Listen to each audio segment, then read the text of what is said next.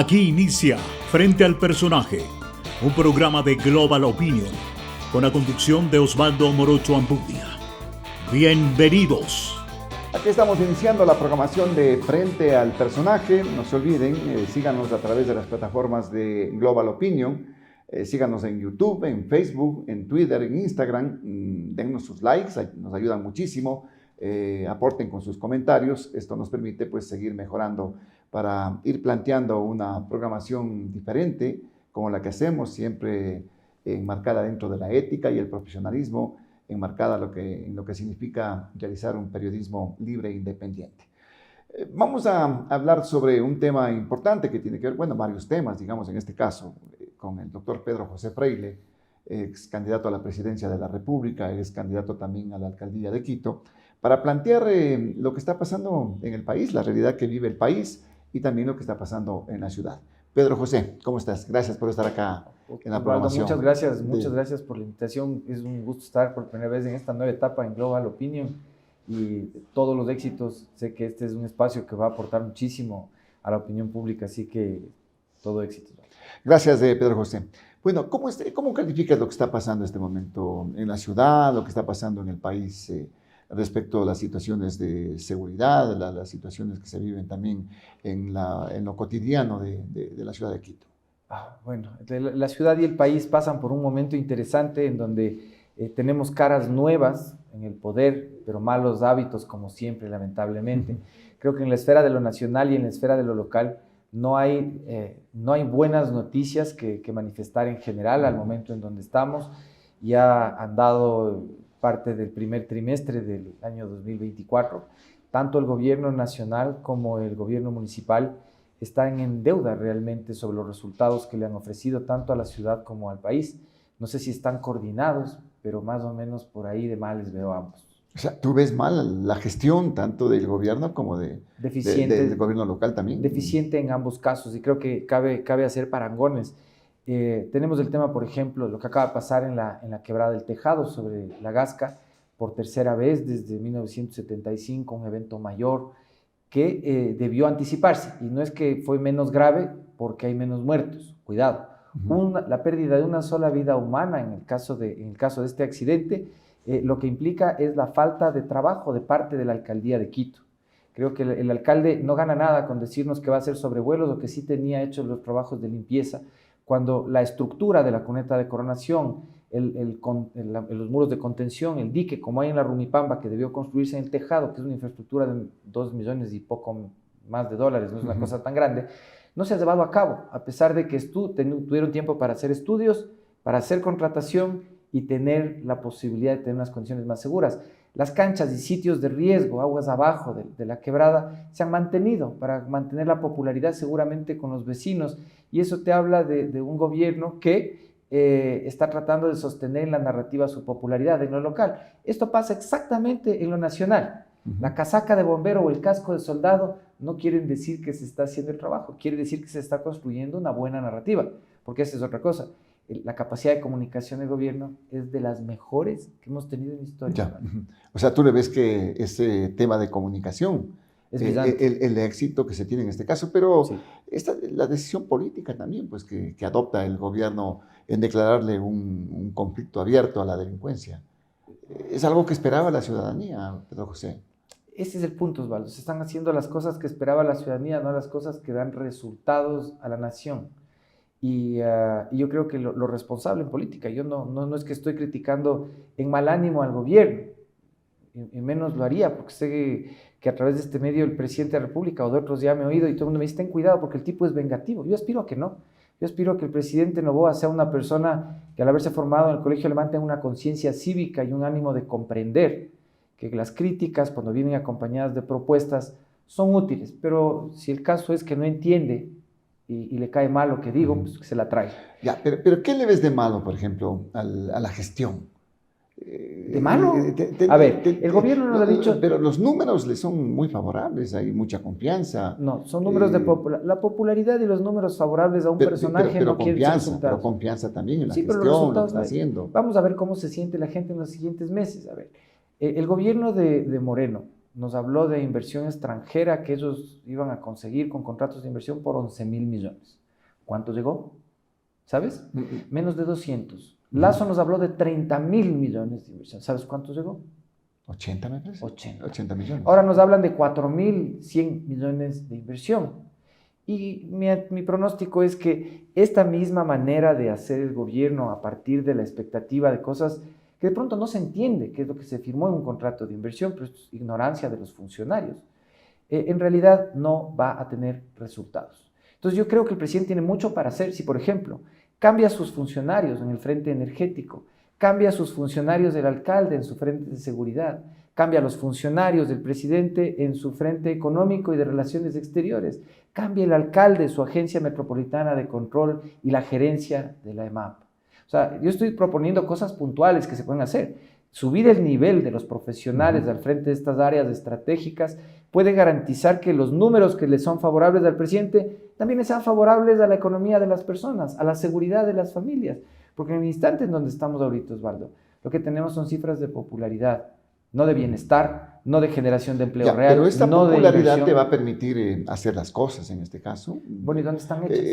Te va a permitir que te aprueben una consulta. Te ha permitido que te apruebe la Asamblea 5 leyes de economía urgentes. ¿Y los muertos el fin de semana? ¿Y los vacunados? ¿Y la gente que el día de hoy tiene que celebrar muertos en la Gasca? O sea, perdón, pero no es que quiera ser negativo, pero como ciudadano que entiende y se ha preocupado de hacer planes para estas cosas, me parecería irresponsable simplemente aplaudir como foca. Porque ahora está de moda, o sea, vas a encontrar mucha gente que quiere salir en la foto porque bajo la pretendida popularidad del presidente o de que los números están bien, quieren alinearse con el poder. Para mí, como ciudadano, es importante aportar a las cosas que se tienen que hacer. Nuestra relación con los Estados Unidos de América en materia de lucha contra el crimen organizado se ha venido a menos. Y se ha venido a menos por falta de proposición y de gestión del gobierno ecuatoriano. Pero no tienes una colaboración del gobierno americano en este momento. Tenemos, pero la tenemos mucho menos de lo que se la ve una apertura importante, inclusive mucho mayor que con otros regímenes. Yo veo que es mucho menos de lo que podría ser. A lo que voy es conformarse con que está bueno algo porque es positivo, no es correcto cuando deberíamos estar mucho más lejos en esa relación. La fuerza de tarea conjunta que nosotros planteamos en mis últimos 2 planes de gobierno son un mecanismo de colaboración que a estas alturas debería mover ya más de $100 millones dentro del periodo de este gobierno. Y lo que está moviendo realmente son 3, con una promesa de 10. Es todo lo que está moviendo. Eso quiere decir que nuestra relación está en un momento negativo. Y eso es producto de una mala gestión diplomática. No le ves a la canciller tampoco que haya no tenemos ni embajador en los Estados Unidos. Claro, están buscando el perfil pues en este momento.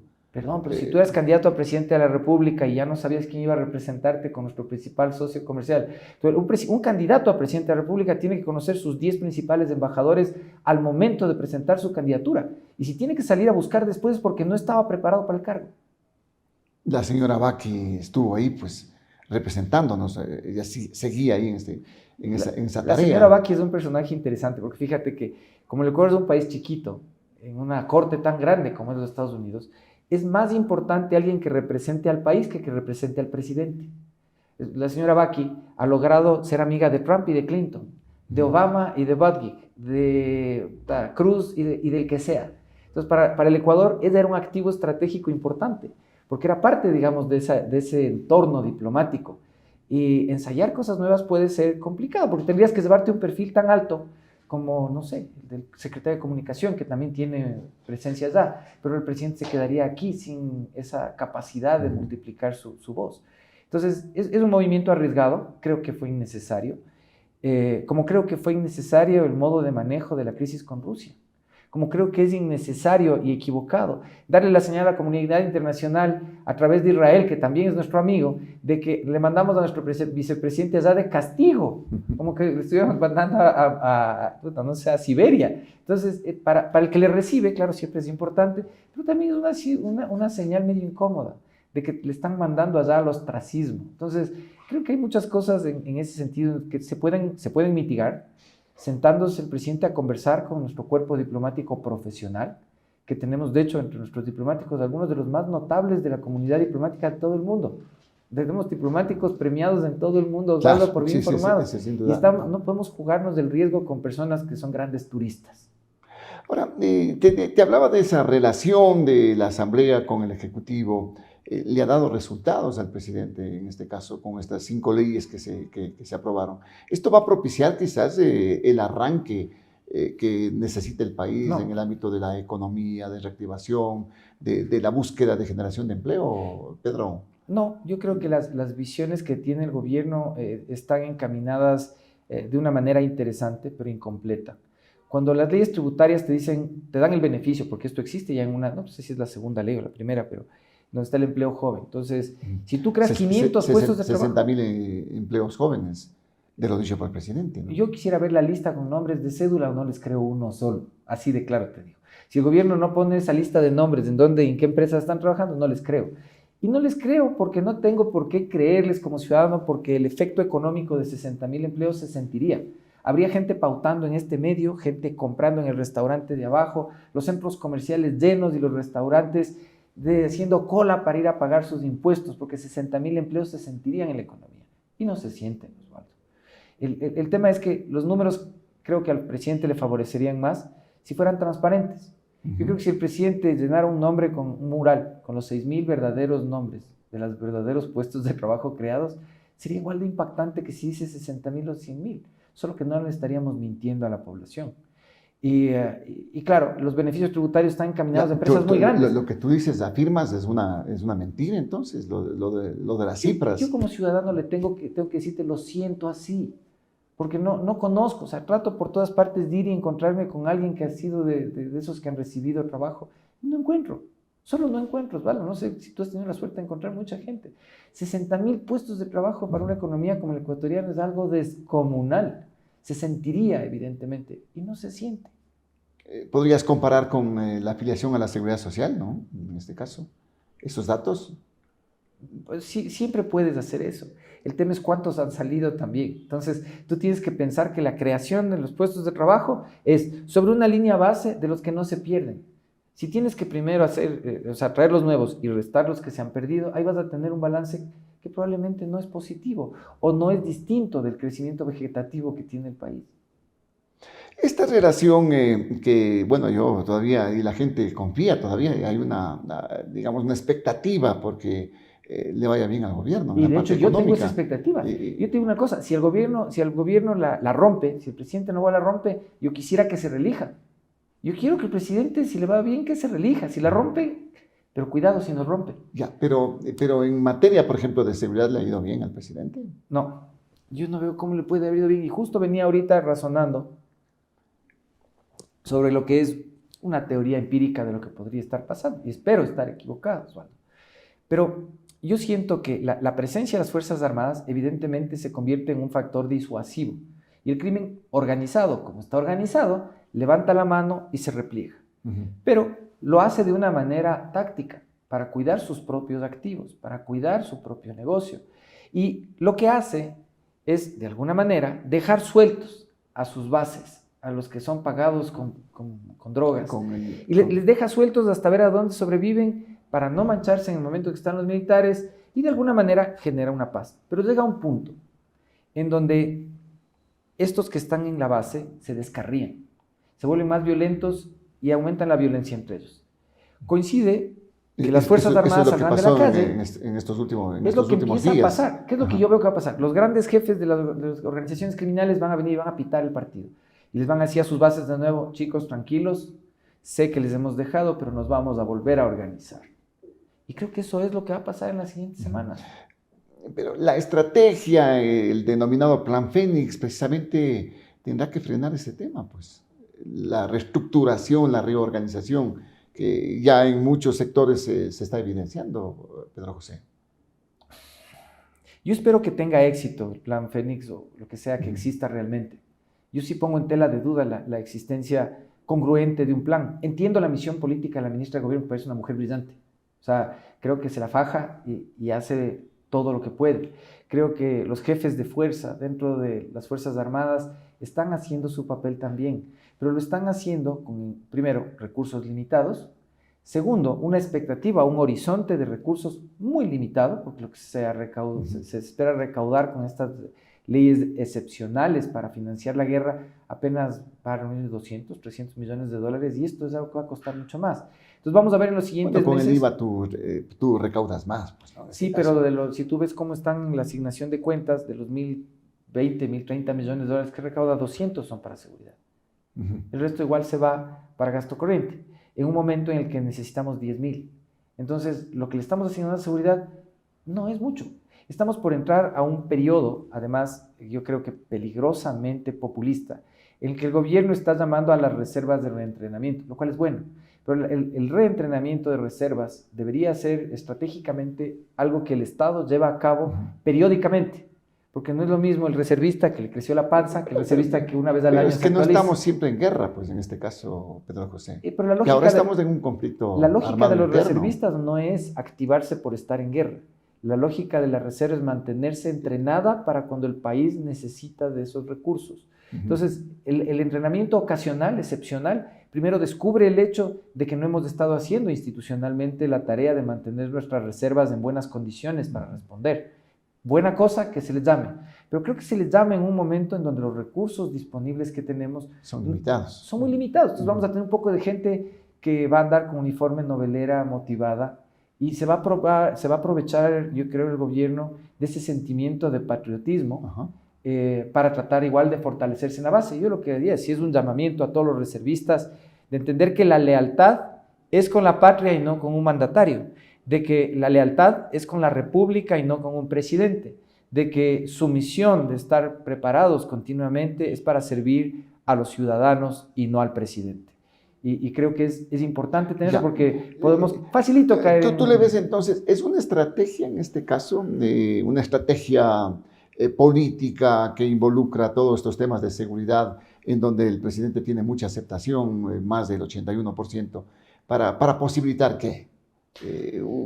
Ganar una consulta y seguir en una carrera para volver a reelegirse como presidente? Yo veo que lo que se apunta es a la reelección claramente. Yo no creo que el presidente tiene 81% de ninguna manera. O sea, de ninguna manera. De ninguna manera, Osvaldo. Yo creo que si el presidente apenas está por encima de la mitad... Bueno, 81% lo califican positivamente en el ámbito de seguridad, o sea, la toma de decisiones en seguridad. La suma de todos los positivos, ¿no es cierto? La suma de todo lo que no es malo puede llegar a 81. Sí, pero son maneras de leer las cosas. En realidad el presidente ha perdido mucha credibilidad, ha perdido mucho apoyo, y si no tiene resultados rápidos con el empleo y no tiene resultados reales con la seguridad, va a caer.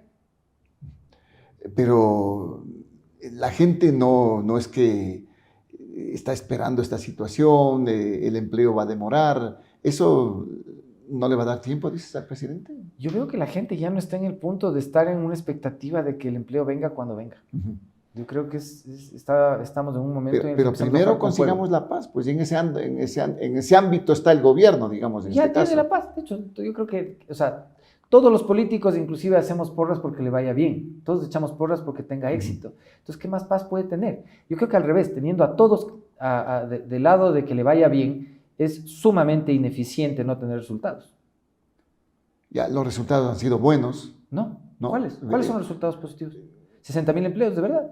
¿Existen? No, en seguridad también. 4.000 millones de dólares de inversión, de verdad. En seguridad, tú ves que... Sobrepagarle a Colombia por nuestra energía. La ministra de Energía, hace más de un mes, nos dijo que habíamos solucionado, ya son 2 meses, solucionamos la crisis de abastecimiento con Colombia teóricamente y logramos bajar de más de 50 centavos del kilovatio 60, a 17. Ya de 60 a 17 dijo. Pero que era espectacular. Yo tengo información certificada por el SENACE de lo que se ha despachado y pagado por parte del Ministerio de Finanzas y es más de 35. Entonces, si los resultados... Es más de 35 porque se habla de más de 60 centavos del kilovatio. No, yo te puedo dar la información detallada del despacho hora por hora, día por día, desde que la ministra hizo el anuncio hasta el día de hoy. Y la ministra lamentablemente o está leyendo información falsa que ella le han hecho leer, o ella conscientemente ha decidido decirnos algo que no es. Y yo entiendo que no todo el mundo tiene que ser todólogo, como dice en cambio la ministra del Ambiente.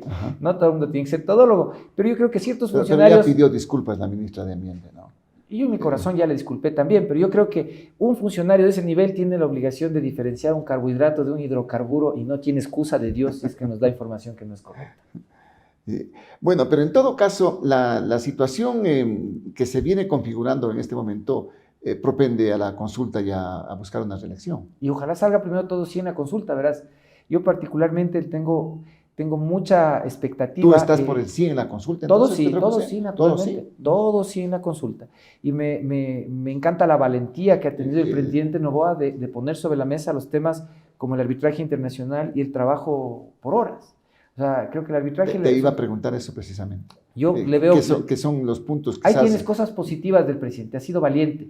O sea, a veces uno también es valiente sin entender cómo así, ¿no? O chumado agarra y se envalentona y se lanza a hacer alguna cosa porque no sabe ni qué está haciendo. Pero es un acto de valor y es un acto de valentía que yo reconozco, porque estos temas son difíciles de discutir en un país que está acostumbrado a pensar que hablar del trabajo por horas, por ejemplo, es precarización laboral, lo cual es falso. O pensar que el arbitraje internacional es de entregarse en manos del extranjero, lo cual es falso.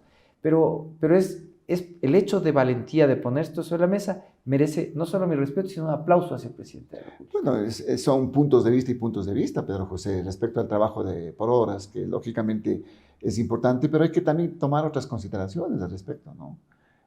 Tú dices la precarización, hay otros mecanismos como para que se evadan los derechos de los trabajadores. Contigo hemos luchado, por ejemplo, desde el año 2020 yo puse en mi plan de gobierno, cuando fui candidato a la presidencia, la necesidad inevitable de incorporar a nuestro sistema jurídico el trabajo por horas.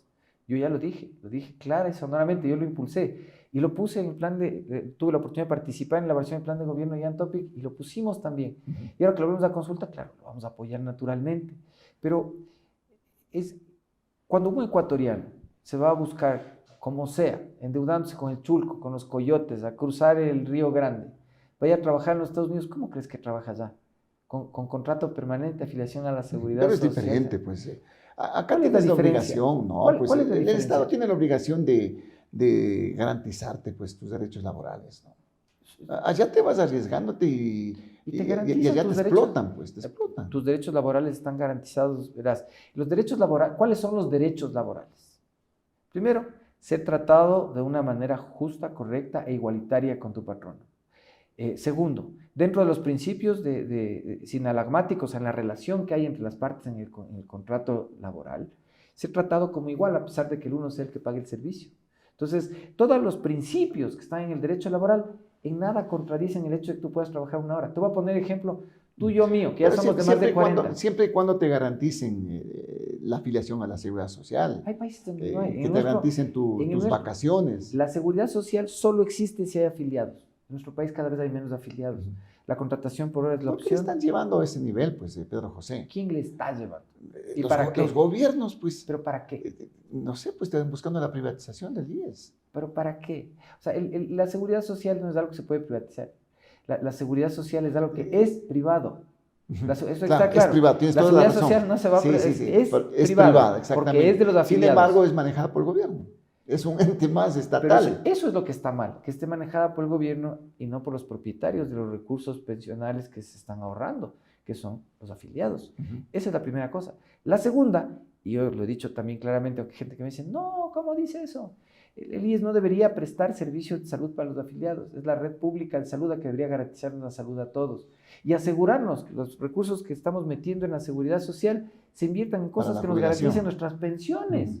Porque el seguro social es el seguro de que podemos seguir vivos, seguimos poder abasteciendo de lo que necesitamos cuando ya no estamos en edad de trabajar. Desde luego. Y el contrato por horas permite que muchos afiliados, además, independientemente de reunir pensiones, sigan generándose aportes paralelos en una cuenta separada de seguridad social, trabajando por horas. A mucha gente de más de 40, que vos yo ya tengo más de 40. Allí le estás metiendo la competencia al IES, en este caso. Las cuentas que dices, ¿quién la estaría manejando? En el sistema que yo propongo, el IES mismo, el IES independientemente del gobierno. O sea, un nuevo sistema. Sí, yo creo que ya no es solidario. Al revés. La seguridad social siempre es y debe ser solidaria, porque unas generaciones viejas viven de que otras más jóvenes aporten también al sistema. Claro. Eso funciona. Pero es que las generaciones viejas alguna vez fueron jóvenes, pues. Y aportaron para otros igualmente, que envejecieron. Pero además, eso que aportas no es que va de tu bolsillo al de un viejito. No. Lo que tú aportas va a una caja común que tiene que invertir y que, en mi opinión, debería invertir en cosas seguras fuera del país. Existen alrededor del mundo inversiones que se les conoce como chips azules, chips. Estas son empresas que nunca tienen rentabilidades muy altas, pero nunca más bajas que lo mismo. Por ejemplo, los astilleros en Corea, las fábricas de aluminio en el Canadá, las fábricas de acero en los Estados Unidos. Esos te pagan 4 o 5% y nunca pierden. Muy interesante este tema, pero le obligas al IES, le obligas a que te compre papeles, pues. Papeles del Estado. Eso está mal. Eso está mal. Ahí está la abultada deuda, pues imagínate, son como 8.000 millones de dólares solamente en papeles. Pero hay maneras de liquidar eso. O sea, yo, por ejemplo, pensaría que parte de la deuda externa, que digamos es parte de la deuda adquirida del Estado con el IES, podría liquidarse en acciones de empresas de esas características.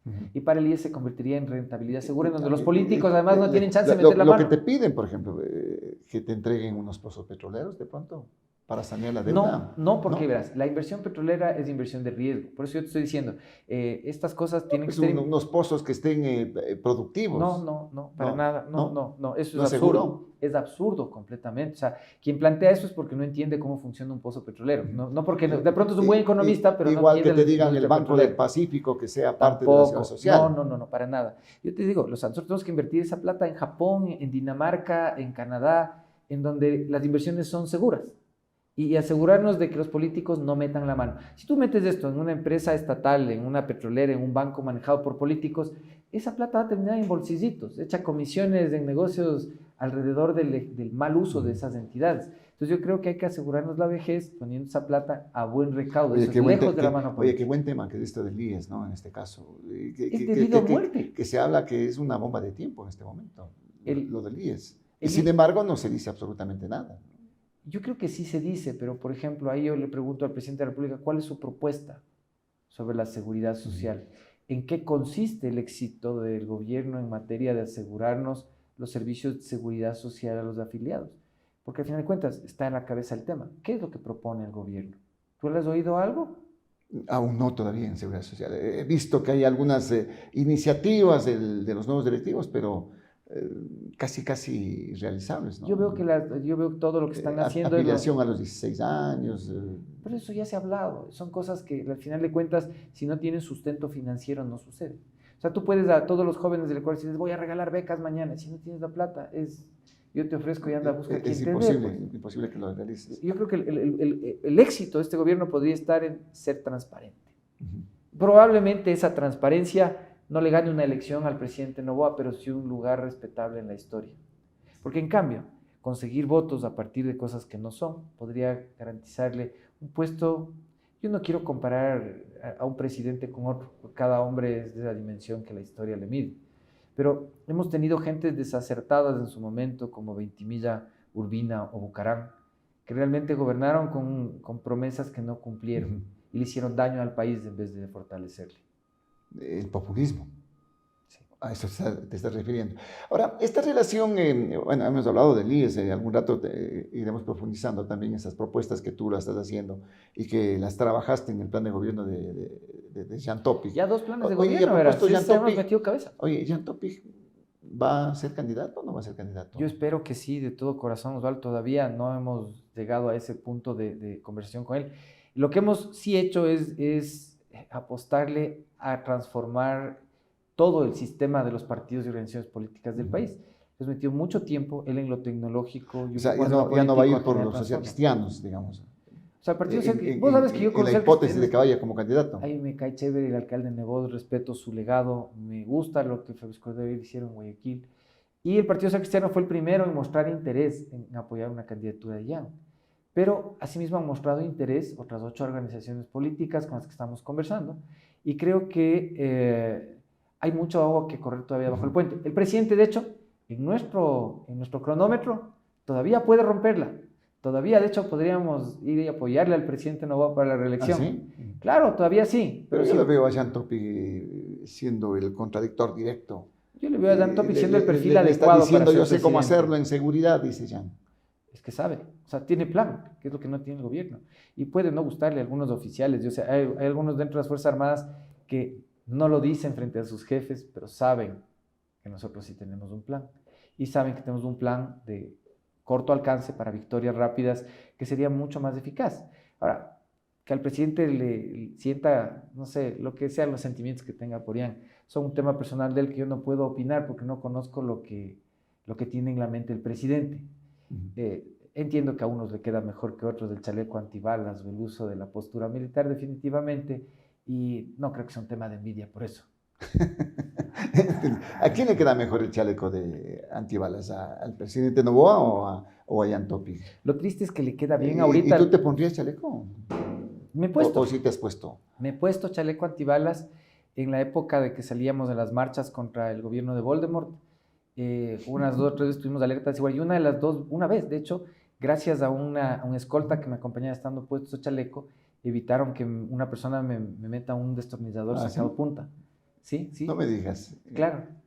Y después de eso decidí que no iba a volver a usar el chaleco, porque dije, al final de cuentas, yo no tengo por qué tener miedo. Y de ahí empezó a nacer la idea de Quito sin miedo y Ecuador sin miedo. Pero eso es un tema de protección, pues no te vas a arriesgar.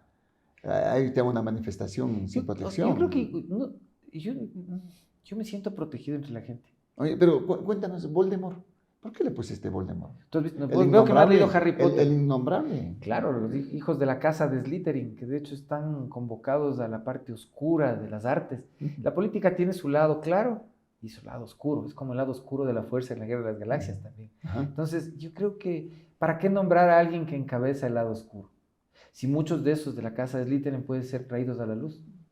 ¿Ah, sí? ¿Tú crees? Claro, pero claro que sí. Yo tengo grandes amigos que se formaron, que fueron becarios, que fueron funcionarios durante la época del correísmo y son gente recta, preparada y bien motivada patrióticamente. Solo tienen este estigma de haber sido parte de eso. Pero ve que el correísmo tiene todavía tiene todavía su votación, su porcentaje. Y es respetable. Importante. Claro. Ya quisiera tener un 35% otros movimientos políticos. Yo creo que ya no tiene un 35%, o sea, definitivamente pero si Luisa llegó a 48, ¿no? 48%. Claro, pero es una suma de factores. Yo creo que la segunda vuelta electoral no es una buena medida de lo que representan las figuras políticas. O sea, ni Lasso tenía la mitad de la votación del país a su favor, ni la señora González lo tenía, ni el presidente Noboa tampoco. O sea, la segunda vuelta lo que refleja es a dónde decantan las otras fuerzas, no cuál es la preferencia. Si yo voté por el señor Noboa, pero yo pedí el voto por el señor Topic. ¿Pero por cuál Noboa? Mi opción, mi candidato era ¿Por cuál Topic. Noboa votaste? ¿Por Daniel Noboa? Yo, de hecho, yo te voy a tener que contar esto porque yo sé qué decir, pero yo ya me declaré novoísta. Ahí está, ¿te das cuenta? Yo sí entonces te convence lo que llegué está haciendo al el punto presidente en donde Noboa. en este momento de la historia es necesario tomar postura y tomar facción a favor de los valores, la preparación, la inteligencia, el don de gentes y la capacidad inclusive de unir grupos de trabajo alrededor de un líder como Noboa. Daniel Noboa. Ah, tú Gustavo estás hablando de Dios, Gustavo Noboa. Noboa, sí, claro. Pero ya Gustavo Noboa ya pasó, pues, otras realidades del país. Es mi referente. Yo creo que no, yo creo que los valores de personas como él no pasan de tiempo. Un buen padre, un buen amigo, un buen maestro, alguien dispuesto. ¿Opus Dei? No, ya el tema religioso de la gente, vos sabes que yo no me meto. O sea, no, pero Gustavo a mí siempre me trató de volver un hombre más piadoso y no lo logró. No lo logró. No, o sea, sí, a mí me gustaría ser un gran católico, pero tengo este tema de que tengo amigos sacerdotes y no puedo evitar que merecen el derecho de tener familia y tener esposa y vivir una sexualidad normal como cualquier persona. Entonces, hay algunas gentes en la iglesia. Pero no solamente es el catolicismo, pues, cuando tú entras y tengo amigos pastores, tengo amigos pastores, con el pastor Israel Medina, que yo creo que va a ser uno de los faros dentro de los movimientos cristianos, no solo del país, sino de la región, gente brillante de nuestro país, que tiene la capacidad de, con la palabra, conmover y movilizar gente como no te puedes Israel imaginar. Medina, dices tú. Sí. Deberías invitar algún rato. ¿De dónde? ¿Es bautista? No, él es parte del Ministerio del Avivamiento. Ya te voy a pasar el dato para que le entrevistes algún rato. Es un líder joven. ¿Pero qué es evangélico? Son cristianos. Ah, cristianos. Sí. Bueno, ahí entras en un plano más amplio, ¿no? Es un plano En bastante el más tema amplio. del- O sea, a mí Oye, la razón por la que yo formalmente soy católico es porque sí dependo todavía de pensar que la Iglesia católica es algo que podría todavía transformarse en lo que originalmente esperaba Jesús. O sea, tengo esa aspiración de ver una iglesia que se mueve para servir a la gente y no a una jerarquía. bueno, la iglesia ha sido a veces casi lo contrario de eso, ¿no? La católica me refiero. Sí, claro. Históricamente, Sí, históricamente. yo no defiendo eso, soy crítico. Oye, algún rato tenemos que conversar de tu parte personal para conocerte un poco más, Pedro José. Me pareces buen tipo. Gracias, Beto. Oye, pero no quería dejarte de preguntar, ¿cómo le ves la relación asamblea-ejecutivo? Excelente, pues eso es algo que sí funciona bien. Ahí yo creo que el papel que ha asumido Henry Kronfle es el papel que debería tener el presidente de la Asamblea con el Ejecutivo. O sea, tú ves que en esta Asamblea no hay un puente artificial, sino que hablan los presidentes de función. Y cuando el uno le dice apóyame en tal cosa, el otro le traslada a su función la comunicación de lo que pasa y trabajan juntos. Es un buen ejemplo republicano. Yo no le veo como un amarre. Hay gente que me dice, pero lo que pasa es que hay un amarre ahí de los ADN con los DRC y los... Es que quiere que sea vicepresidente y el señor Kronfle. Sería un lujo. Yo creo que Henry Kronfle sería un lujo de vicepresidente. ¿Tú estás de acuerdo en que le sigan juicio político a la vicepresidenta? Por lo que pasa con el hijo. No, claro que no. Cualquier tema que esté pasando con su hijo es un asunto judicial que no tiene nada que ver con lo político o con las funciones de la vicepresidenta. Más allá de que yo creo y entiendo las razones que habría tenido el presidente para mandarle a Tel Aviv. Yo, si hubiera sido, le hubiera mandado a la Antártida, contar pingüinos, que no regrese. Pero cuéntanos, ¿por qué? Pues, ¿por qué? Serán ciertos. ¿Qué razones? Es que esos son chismes. O sea, se ha hablado ahí de que existieron manejos indelicados de las relaciones de aportes de campaña y cosas así, que claro, pueden haber molestado al presidente. Yo creo que no debe ser tan de gana. O por declaraciones que incomodaron al presidente. Al presidente, pues, en esos acuerdos de pronto que pueden darse también. Si son por declaraciones, yo creo que los políticos tenemos la obligación de ser impermeables a esas cosas. Cuando uno es muy sensible a que le vacilen, mejor no se meta en político. Pero le están prohibiendo pues que hable la vicepresidenta. Y de hecho pueden hacerlo. Legalmente se puede ahorita. ¿Qué le pueden hacer? Sí. Cuando tú eres... es la segunda mandataria, el segundo dignatario en el país, elegida por votación popular. El problema del cargo de vicepresidente, Osvaldo, es que tú te sometes a cumplir lo que sea que le dé la gana al presidente. Si el presidente dice, usted va a ser el cocinero de palacio, eso tienes que hacer. Si te dice, usted va a ser guardia marina en un faro en la isla más alejada que tengamos, en Cocos, eso te toca hacer, porque la Constitución manda que eso que hace el vicepresidente. Pero si a ti te dicen, usted va a ser embajador, te tienes que someter a las reglas de ser embajador. Pero le estás coartando la libertad de expresión, pues, no. de pensamiento de la vicepresidenta. No, porque eres diplomático en funciones activas. Un embajador tiene ciertas reglas de juego, Entonces, como tiene un militar. ¿La canciller le puede sancionar a la vicepresidenta? La canciller le puede sancionar a la vicepresidenta de manera legal perfectamente. El punto no está en si puede o no puede, porque legalmente no hay donde confundirse. Puede sancionarle. El asunto está en que ninguna sanción puede ser injusta, ni puede ser ocasionada por una animadversión política, porque eso es en cambio una violación de derechos humanos. Claro. ¿Sí? Pero que le diga que se calle es válido. ¿Y ella si no quiere? Entonces le sancionarán y la sanción será válida. ¿Por qué? Porque es embajadora. ¿Cómo le pueden sancionar a la...? Porque es embajador. Le pueden retirar de la delegación. Le pueden sancionar con multas, le pueden poner sumarios administrativos, pueden constituir ¿La pueden infracciones. destituir? Le puede destituir. O sea, esto sí podría conducir a un juicio político, porque el incumplimiento de funciones como embajador acarrea un incumplimiento de funciones como vicepresidente, y eso sí es susceptible de juicio político. Entonces, es desagradable el tema, pero lo que voy a decir es esto: la sanción, si es personalista, si es puesta con animadversión, es injusta, pero si administrativamente se demuestra el caso, puede conducir a un juicio político con destitución. Oye, pero es la madre de su hijo y sale en su defensa. Dice que es una persecución política. ¿Tú le ves como eso? Yo sí pienso que es una persecución política, lamentablemente. O sea, creo que... ¿Pero estás de acuerdo con que la sancione? Si es que ella... O sea, no he visto todavía en dónde hay una transgresión claramente, pero si se da una, es sancionable. Segundo, creo que el tema judicial del hijo de la vicepresidente debe ser un tema judicial. Y si se han cometido infracciones, debe ser ejemplificadora la sanción, porque no es cualquier ciudadano. Está en el entorno directo de poder del segundo mandatario del país. debe ser ejemplificador la sanción si es que hay infracción. Pero ahora, con ese él. expediente, con él. Con él, pero eso no tiene que Ya, ver pero con tú la mamá, decías, pues. hay persecución política. Yo sí en le contra veo, del o sea, vicepresidente. yo veo que en este punto sí hay, porque de hecho el gobierno no oculta el ánimo que tiene de que la vicepresidenta ojalá renuncie. Entonces yo veo que puede haber una presión ahí, y esa presión por sí misma, ahora, política, esto no es ni acoso, ni misoginia, es política. La política es un juego de enfrentamientos, Waldo, en donde yo trato de anularte porque genero una ventaja, se llama leverage en inglés, sobre ti. Y a veces negocio, pero a veces tenso la cuerda hasta el punto en donde se rompa de tu lado.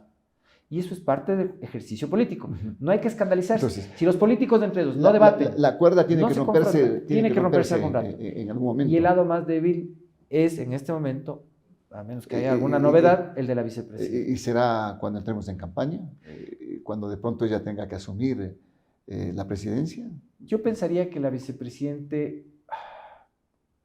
podría haber renunciado de inicio, sobre todo por los cuestionamientos que le hacía. Ahora, si los cuestionamientos que se le hacía a ella en campaña no son reales y ella tiene una causa moral para mantenerse incólume y firme hasta el momento en que el presidente sea candidato, porque eso es evidente que va a pasar, y ella quedarse encargada, la mejor de las suertes para ella. Pero yo creo que uno tiene que pensar también con un sentido práctico de las cosas. Si la situación no es sostenible, en algún punto tiene que hacer la de Nixon y eventualmente, si tiene una carga moral que le pese, renunciar. Con el Watergate, dices tú, renunciar. Claro. Yo creo que si ella tiene una carga moral... Pero no, pues, ¿qué Watergate puede haber con la vicepresidenta? No sé.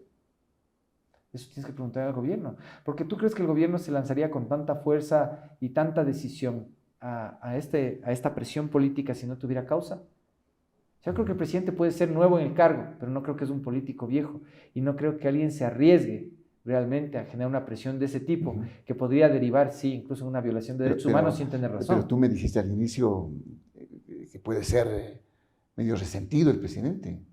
Eso dicen. Y yo por eso digo, yo aspiro a que no sea. Porque yo, como político, ya sabes, digo las cosas sin filtro como creo. Y trato de aportar desde donde estoy con valor y con respeto. Entonces, yo espero que eso que me han dicho, que el presidente se pica y todo, ojalá no sea así. ¿Te cae bien la vicepresidenta? No tengo particular... Pero verás que ella es libertaria, pues, más o menos, como que comulga con tu filosofía.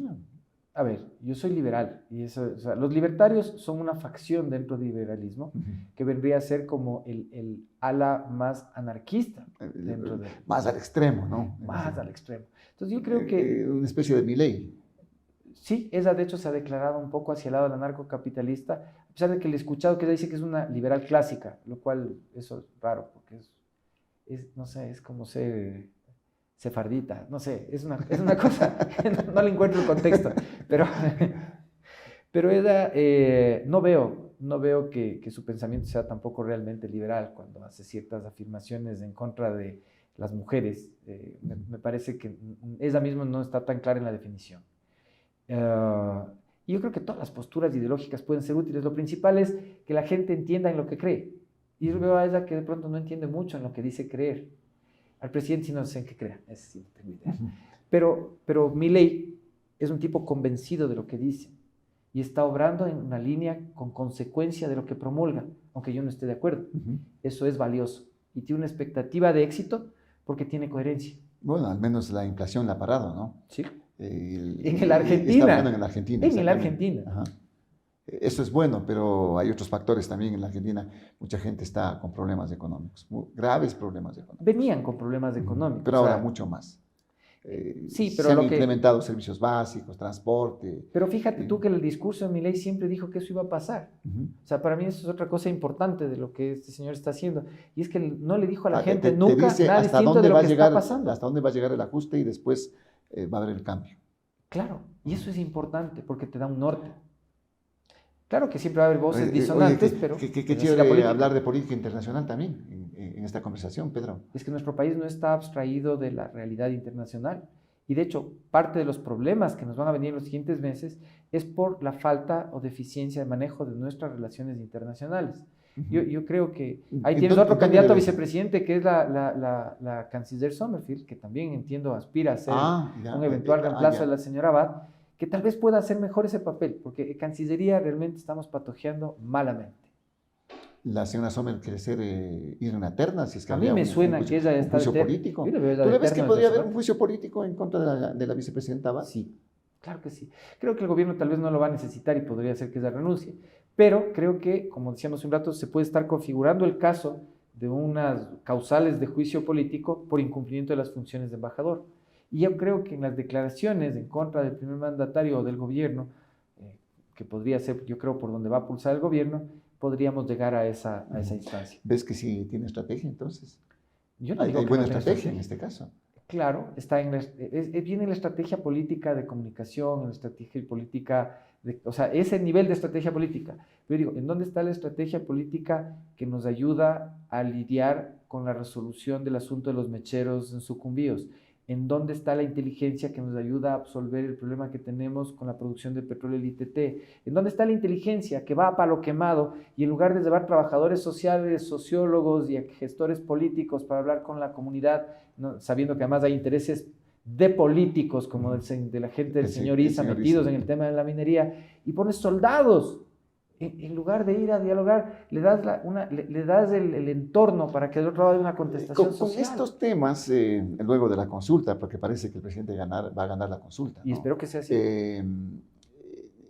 ¿Le ves tú que el país se puede convulsionar con estos temas, como por ejemplo lo de palo quemado, el tema de la minería, las consultas previas? Yo veo que hay gestores políticos como el señor Issa que crecen en la conflagración. Es como un parásito que crece en donde hay una infección. Yo creo que el pensamiento de él, y ahí yo sí tengo reparos en lo ideológico hacia el mariateguismo, crece en donde hay conflictividad. Es una infección. Entonces, en donde sea que haya conflicto, tú vas a ver que van a tratar de pegarse. Pero tampoco es que puede ser inevitable, pues. Si hay una infección, ¿cómo lo paras? Les da más a la OMS, ellos saben cómo lidiar con eso. Pedro José, qué gusto tenerte aquí en la programación de Frente al Personaje. Un gusto ha sido estar un aquí. Diálogo amplio, interesante. Y se quedan cosas, así que si vuelves a invitar por ahí, yo... No, pues es que vamos a seguir conversando, Esto va para largo, Claro aquí que en la programación. Así que permanentemente invitado, Pedro José. Muchísimas gracias. Hazme el contacto con Jean Topi. Ahora mismo, de hecho, Sí, hoy mismo. Dile que venga para que esté frente al personaje. Perfecto. Gracias, Pedro José. Un gusto, Osvaldo. El doctor Pedro José Freile, aquí en la programación de Frente al Personaje. Nos estamos yendo también de la programación. Gracias por la sintonía. No se olviden, estamos a través de nuestras plataformas de Global Opinion, en YouTube, en Facebook, en Twitter, en Instagram. Dennos sus likes, eso nos ayuda muchísimo, y también sus comentarios para seguir mejorando. Volveremos con nuevos temas a través de la programación. Felicidades.